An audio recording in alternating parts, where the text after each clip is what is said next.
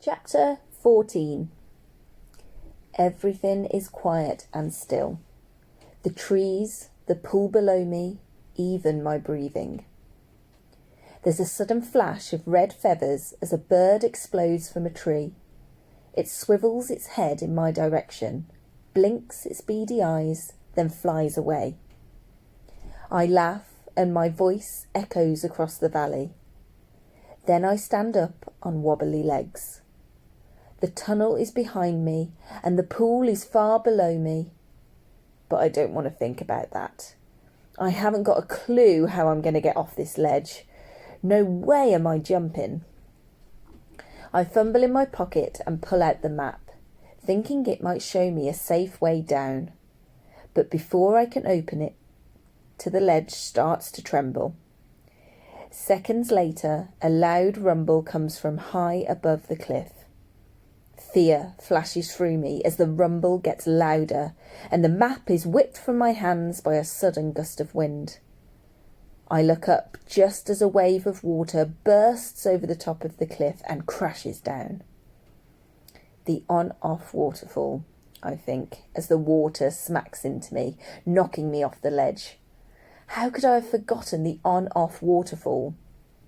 I somersault through the air before plunging headfirst into cold, deep water. My breath is punched out of me and water shoots up my nose. I panic, kicking out with my arms and legs, fighting my way up to the surface where I gasp for air. I'm trying to work out if any of my bones are broken when something closes around me. A net!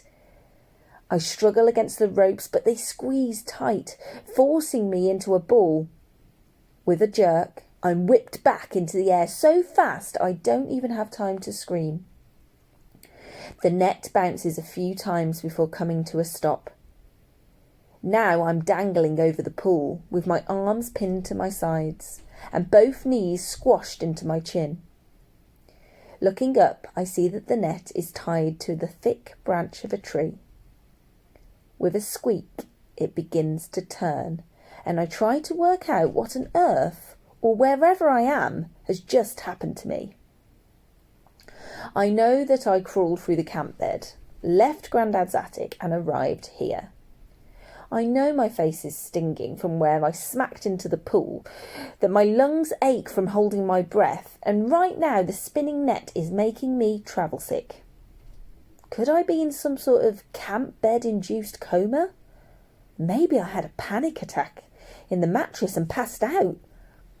The net comes to a stop, then starts to turn in the opposite direction. No, this is painfully real. And if I'm in a trap like a fly in a web, then it means someone or something wants to trap me. My eyes flick to the trees surrounding the pool and my heart speeds up as I try to remember if we ever put any spiders in Raw. Just then a blood-curdling scream shatters the silence and a robed, hooded figure leaps from a tree and lands on top of me. Trainers dig into my face as the figure yells, "Submit or die!" and starts whacking me with a long stick. No, I think, as the stick smacks my legs and I catch a glimpse of silver. Not a stick, a bokken. Essentially, it's a metre ruler covered in silver foil, and I saw an identical one yesterday in Grandad's attic. I know who that bokken belonged to in Raw. We're Ninja, my best non-real friend in the world. "Win, stop it!" I shout. "It's me!" But he's enjoying himself too much to even hear me. Instead, he keeps hitting me and shouting, "Submit or die! Submit or die!" I submit! I submit! Thwack goes the bokken right across my fingers. Ow! Win, stop hitting me! It's me, Arthur Trout! Win gasps and the bokken splashes into the pool. Then he scampers round the net until we're face to face. His head is covered by a ninja hood, but I can still see familiar grey eyes staring back at me. "Arthur, Arthur Trout? Master of Raw? He pokes a finger into my face. You've come back! I do not believe it! Neither do I blurt out. I didn't think you were real, but here you are, all solid and real, like me, or a wall, or a tree, or a trampoline. What are you on about, Arthur? Of course I'm real. And what's a trampoline? It's a bouncy thing that people have in their garden. You jump on them. Wynne gasps. Oh, I saw a trampoline yesterday, Arthur, when I came looking for you. The shadow at the window. I knew it was you in Grandad's attic, I say. No one believed me. Wynne nods eagerly. That was me. I came to find you. I couldn't believe it when I crawled into that room, looked out the window and saw you and Rose. But if you came to find us, why did you go back to Raw? The net has come to a standstill and is swaying gently over the pool. You and Rose said I was never allowed to visit home, so I stood as still as a statue until you noticed me. Then I disappeared back to Raw. I knew you'd understand. I shake my head. Wynne, you should have written a note or something. You seriously freaked me out. Yeah, but it worked, didn't it? You're here. I think so. For a moment we just stare at each other, me curled in a ball and Wynne clinging to the net, like neither of us can quite believe our eyes. Suddenly, Wynne says, Hey, do you like my new hood? Watch. He grabs the top of his hood and pulls it up, making it form a neat wizard's hat. Wizard! He cries, and I get a glimpse of his round cheeks and grin, before he pushes the pointy bit down his face and is hidden again. Ninja, he whispers. Then he pulls the hood up. Wizard! Down it goes. Ninja. Up. Wizard! Down. Ninja. Wizard! Ninja. Wizard! We're ninja, I get it, I say weakly. You've got a new wizard hat, hood, thingy, and it's cool, but right now I think I might be sick and I'm struggling to get my head around the fact that I'm actually in Raw. He nods solemnly. I know, it's been a long time and there have been a lot of changes, right? And the biggest change is me. I've buffed up massively.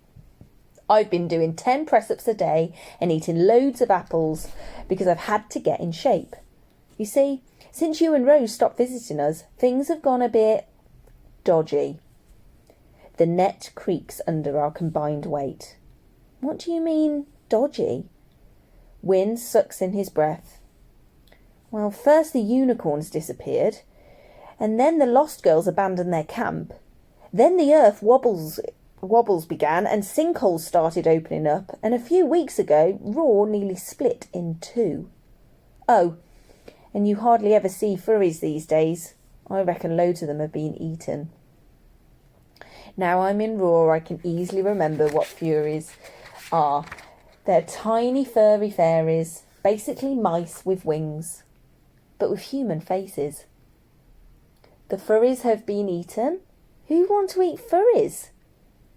Croaky, and he doesn't do it because they taste nice. He does it for fun. Croaky's changed lots, Arthur. He's gone nuts. I grip the net. That's why I'm here. I think my granddad is in Raw. I think Croaky has taken him. I'm half expecting Wynne to laugh or tell me I'm talking rubbish. After all, it was only ever me and Rose who visited Raw. But instead, he just nods and says, Yep, Croaky's got your granddad. What? I twist and turn, desperate to escape. How do you know?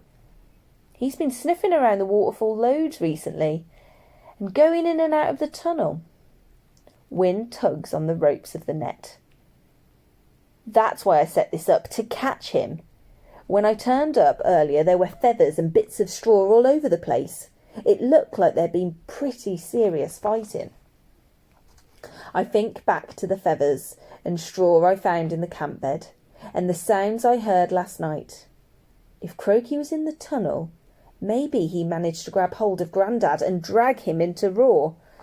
That would explain why it felt like Grandad was yanked out of my hands. Oh, and I found this in the mud. Wynne pulls an object from out of his robes and holds it in front of my face. I recognise the blue plastic tube immediately. It's Grandad's asthma inhaler. I push at the net as hard as I can. That's medicine and it belongs to my Grandad. He's got allergies. Feathers make him really wheezy and Croaky's got those enormous wings. Wynne, we've got to get that inhaler to Grandad right now. Wynne looks incredulous. Mate, if Croaky's got your Grandad, and I'm almost certain he has, then feathers are not the issue. Croaky's probably stuffed him by now. Stuffed him? The words have a familiar ring to them. Wynne, what do you mean? You know, stuffed. What Croaky does when he catches someone. First he squeezes them and drains all their life out of them. Then he clings on for long enough they turn into a scarecrow. I nod, and a horrible memory comes back to me of Croaky wrapping his arms around me and refusing to let go. And now I felt weaker and weaker and weaker until Rose leaped on his back and I managed to escape. But Grandad wouldn't have anyone to leap on his back. Wynne, if Croaky drains you completely and stuffs you, you can get better, right? Wynne nods. Mitch told me that the touch of a friend can bring you back if you can get there in time. I've never actually seen it happen, but Mitch is usually right about stuff. And if a friend doesn't get to you in time? Wynne shrugs. You're a scarecrow for life. Right now I feel so weak I can barely push the net away from my face. Draining, stuffing, these are all things Rose and I would have made up in a game for fun, to drive each other mad, and Croaky's gone and done it to Grandad. Please, Wynne, I say, you've got to get me out of here. Don't worry, Arthur. He reaches round his back and unsheaths a lethal-looking sword. Me and my wakizashi have got this covered. Then he pulls back his arm, preparing to strike. I eye the glittering blade. That doesn't look like it's made out of a ruler. Nah, mate. Wynne narrows his eyes and takes aim. My wakizashi is a step up from my bokken. It's made from triple-folded nymph steel, and it can cut through granite and bone. Then he swings the sword through the air and slices through the rope. This time I hit the pool like a cannonball, because a surprisingly heavy boy, half wizard, half ninja, is sitting on my head. And the water doesn't just go up my nose, it also goes into my eyeballs and enters my brain, I think, because suddenly everything has gone very, very cold and black.